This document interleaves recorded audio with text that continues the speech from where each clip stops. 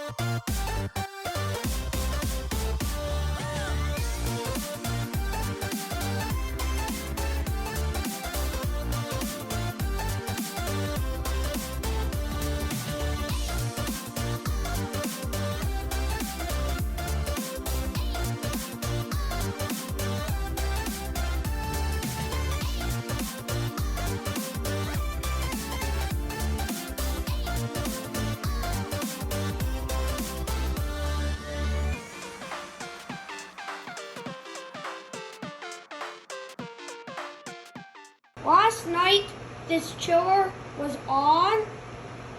It has not been on today, except it just turned on, not the compressor yet. But it's still 54 Fahrenheit, which is pretty amazing. And if we insulated these lines, the glycol lines, or the alcohol lines actually, section line, and actually have the metering device, then we would get some really good temperature. And we wouldn't have to deal with the frost on the days. And last night, since I was hot, I just used this coil, the air handler coil, to cool my head down a little. I'm thinking about adding a duct to it so it can blow wherever I want. I touched the compressor discharge line. No, actually it's not that hot because the compressor turned on like a minute or two ago. So don't actually touch a discharge line unless you know it's not hot, because they can get to boiling temperatures. Warming up a lot. Not a lot, but warming up. So just remember, do not ever touch your discharge line on the compressor. Suction line and the exit of the reading device. I think this is called a evaporator line or something. You can touch these because they're cold, but just don't touch that. You can touch the liquid one because it's usually not super hot, but just try not to touch anything too hot. So I decided to insulate a couple of the lines. This was from an old pool noodle. Well, maybe not old, it may have never been used, but sadly it's destroyed. I basically just wrapped it with electrical tape, and this is the closest we had to the real insulation material.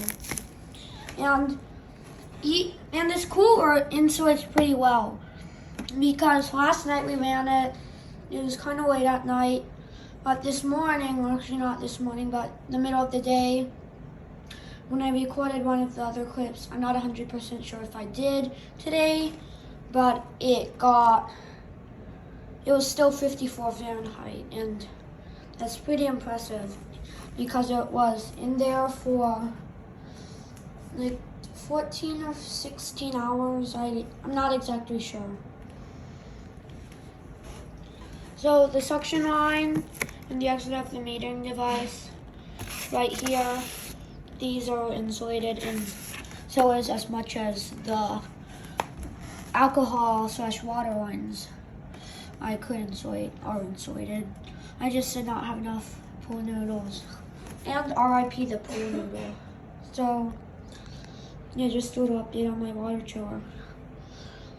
But yeah, and the fan's still getting really hot, but it does not make that weird clicking noise anymore. So bye. I just added a little bit more electrical tape and added these so no one gets confused if they're reading this.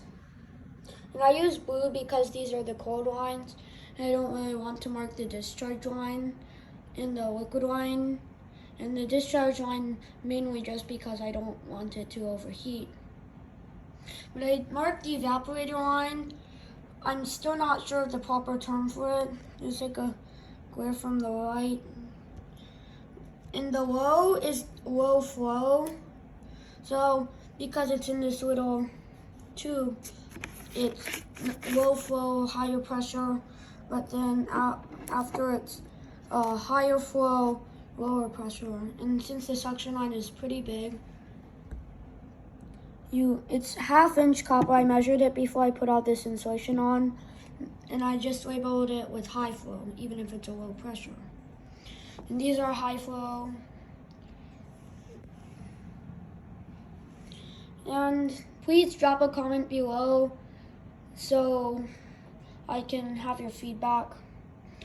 What I did, I tugged on this cord to see which one would move. And since the bottom one moved, I reasoned that this one was the supply, since this goes under. And this is the actual buy. So, actual buy. Bye. So, in one of the clips I said that this was 1/2 inch tubing, but I believe this is actually 3/8 inch tubing because 1/2 would be way bigger.